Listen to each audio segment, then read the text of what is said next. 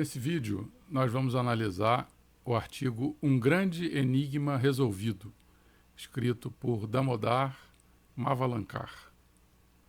Esse artigo foi escrito e publicado na revista The Theosophist em dezembro de 1883. O nome do artigo, Um Grande Enigma Resolvido, a primeira pergunta que surge é: qual foi o grande enigma que Damodar resolveu? O enigma é o seguinte: os Mahatmas são homens vivos ou são espíritos desencarnados? A primeira pergunta que surge é: quem é um Mahatma? Então aqui nós vamos ler o conceito. Um Mahatma é aquele que, por meio de educação e treinamento especiais, desenvolveu faculdades superiores e atingiu aquele conhecimento espiritual que a humanidade comum adquirirá depois de passar por séries inumeráveis de encarnações durante o processo de evolução cósmica, desde que, nesse tempo, ela, a humanidade, não vá contra os propósitos da natureza. Esse é um conceito que foi publicado pela Helena Blavatsky no artigo Mahatmas e Chelas, na revista The Theosophist, de julho de 1884. Bom, um Mahatma é sinônimo de outro, ele é chamado de outros termos. O Mahatma é o sinônimo de mestre de sabedoria, de adepto, de iniciado, de Raja Yogi. No hinduísmo é conhecido por Rishi, no budismo por Arhat e no taoísmo por imortal. O grande enigma resolvido por Damodar. Quem era Damodar? Damodar era um MST, membro da Sociedade Teosófica. Ele era um Shela, que é um termo em sânscrito que significa discípulo. E nós vamos ver ao longo do artigo que ele escreveu de quem que ele era discípulo, na verdade. O artigo foi publicado na revista The Theosophist, de dezembro de 1883 janeiro de 1884, nas páginas 61 e 62. E essa é uma tradução que foi feita. Mas era interessante a gente aproveitar para conhecer essa revista The Theosophist. A revista The Theosophist começou a ser publicada em 1879. Era uma revista mensal, editada em inglês, e foi a primeira revista fundada por Helena Blavatsky, que era sua editora. Helena Blavatsky é a fundadora da Sociedade Teosófica. É autora de obras importantes, como Isis Sem Véu, que foi publicada em 1877. Vemos aqui nessa a obra original e à direita os exemplares traduzidos para o português. Mas de volta à revista. Essa revista se declarava ser uma revista mensal dedicada à filosofia oriental, arte, literatura e ocultismo, incluindo mesmerismo, espiritismo e outras ciências secretas.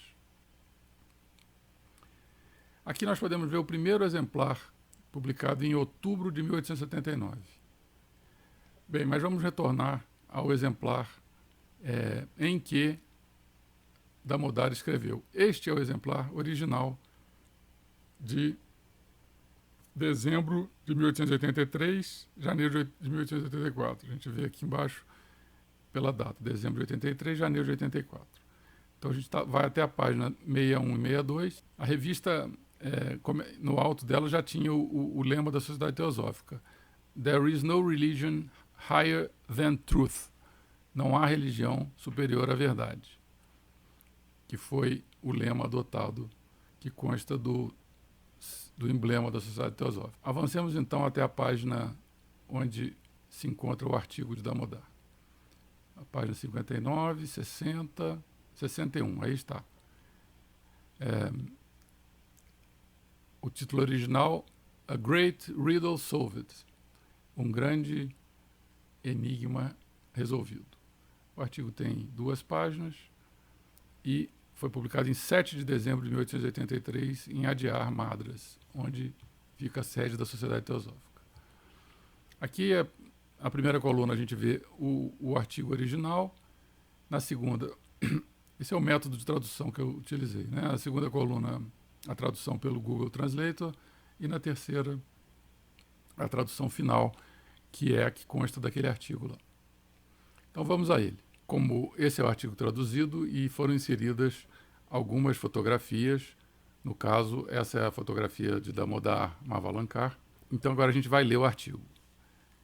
Quando voltava do norte para a sede da Sociedade Teosófica, onde acompanhava o coronel Olcott em sua turnê presidencial. Bom, o coronel Olcott era o presidente da Sociedade Teosófica na época. Tá? Ele é um dos fundadores da Sociedade Teosófica, juntamente com Helena Blavatsky e William Judge.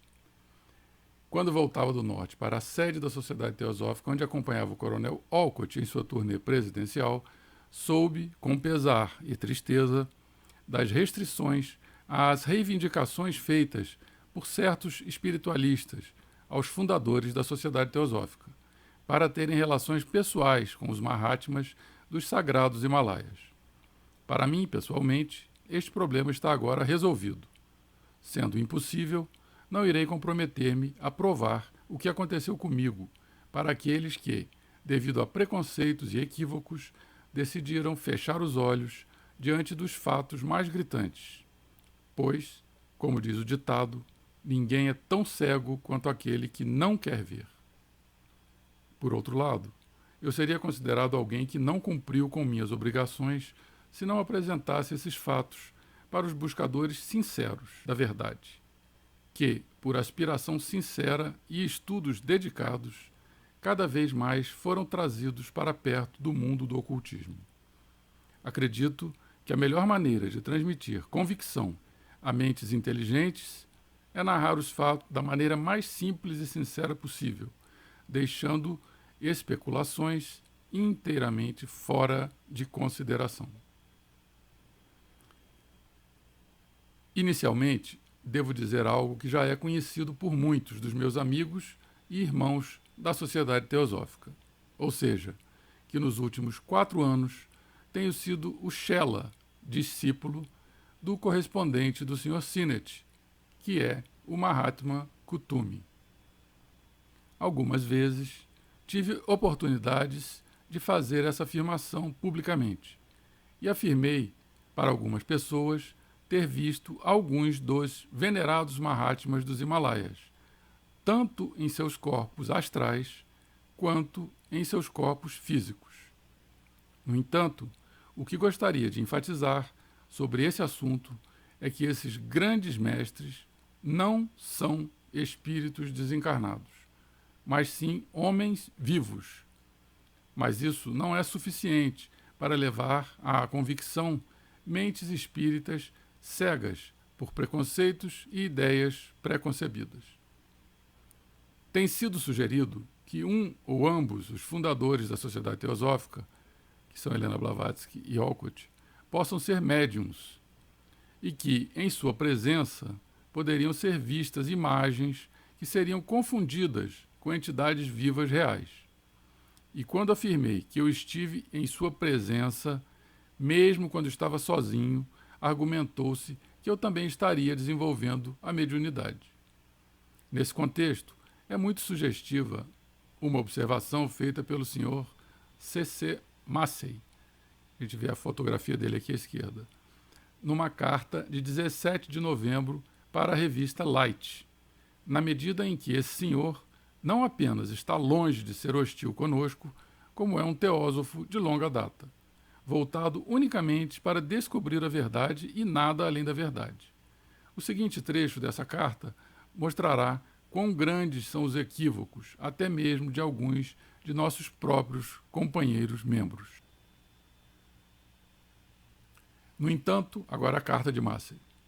Se essa fosse uma questão em aberto, livre de declarações oficiais, de modo que tal sugestão pudesse ser feita sem ofensas por alguém que, se pudesse, evitaria ofensas, devo confessar minha opinião de que essas cartas, sejam ou não ipsíssima verba, as próprias palavras, de qualquer adepto, foram, em todos os eventos, escritas ou por Madame Blavatsky ou por outros Shelas aceitos. Pelo menos eu acho que ela foi a médium que as produziu e não apenas as transmitiu. O fato de que, graças à gentileza do Sr. Sinnett, eu pude familiarizar-me com a caligrafia das cartas e de que não existe a mais remota semelhança com a caligrafia de Madame Blavatsky não influencia esse meu parecer, por razões que sabem todos aqueles que estão familiarizados com fenômenos da escrita em condições psíquicas. Mas sou obrigado a admitir que existem particularidades relacionadas ao recebimento pelo Sr. Sinnett de outras cartas assinadas K.H., que é como o mestre Kuthumi assinava suas cartas, que são aparentemente incompatíveis com qualquer instrumentalidade de Madame Blavatsky, seja como médium, seja de qualquer outra forma, e que a caligrafia de K.H. é a mesma em ambos os casos. Agora voltando, ao Damodar escrevendo aqui.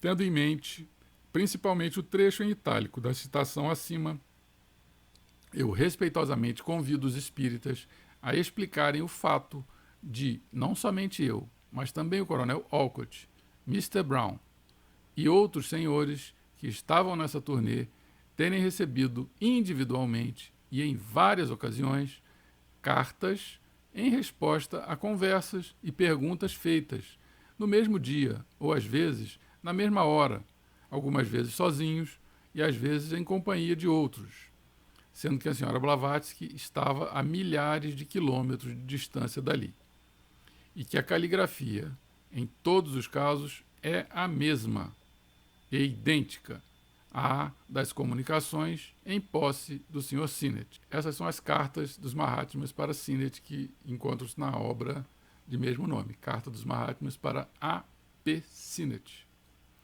Então ele estava comparando a caligrafia das cartas que eles receberam lá com essas que estavam em poder do Sinnett. À direita nós vemos a fotografia do Henry Steele Olcott, primeiro presidente e fundador da Sociedade Teosófica. Continuando. Durante essa turnê, ocorreram vários fenômenos com o coronel Olcott, tanto em sua presença quanto em sua ausência, tais como respostas imediatas a perguntas com a caligrafia e assinatura do meu mestre, referentes a perguntas feitas por alguns dos nossos companheiros. E algumas delas foram citadas no último número do jornal The Theosophist. Entretanto, outras não precisam ser mencionadas num documento que irá circular em mãos de leitores profanos. Essas ocorrências aconteceram antes de chegarmos a Lahore, é uma cidade indiana, onde esperávamos encontrar meu questionado mestre em seu corpo físico. Lá, fui visitado por ele em corpo físico por 3 noites consecutivas, por cerca de 3 horas em cada vez, enquanto eu me mantive em plena consciência. E numa dessas vezes, fui encontrá-lo fora da casa.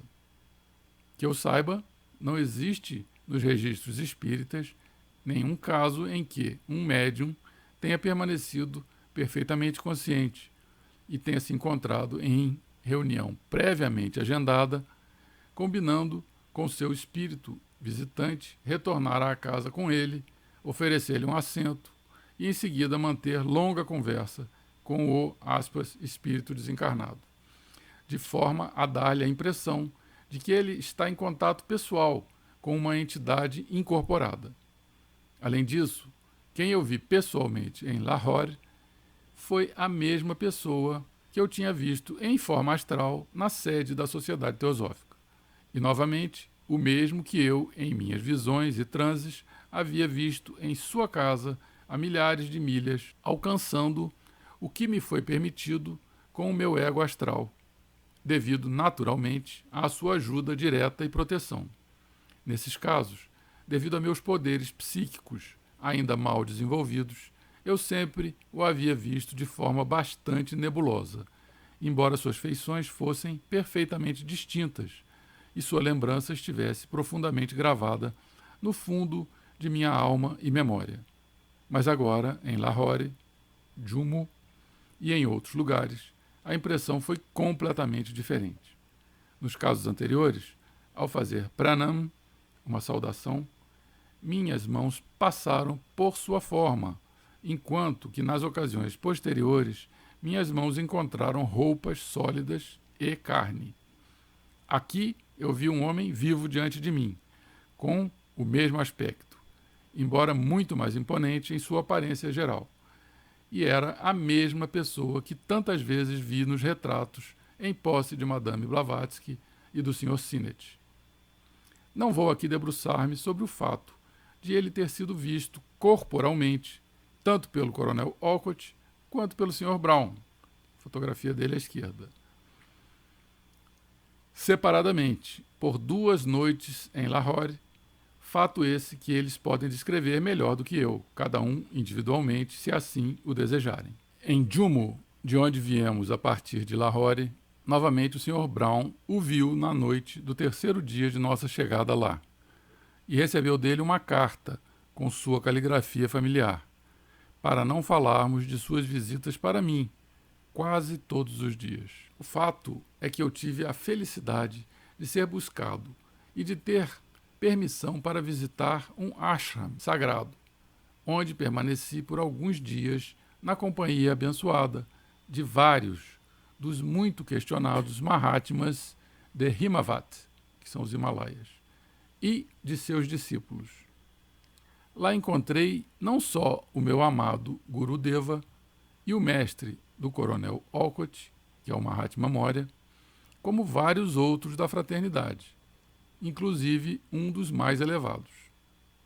Lamento que a natureza extremamente pessoal de minha visita àquelas regiões, 3 vezes abençoadas, impeça-me de dizer mais sobre ela.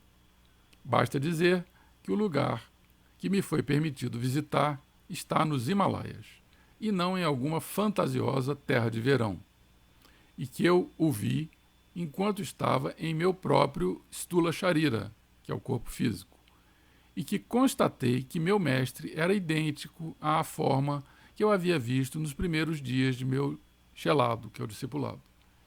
Assim, vi meu amado guru não apenas como um homem vivo, mas, na verdade, como um homem jovem, em comparação com alguns outros sadhus da abençoada companhia.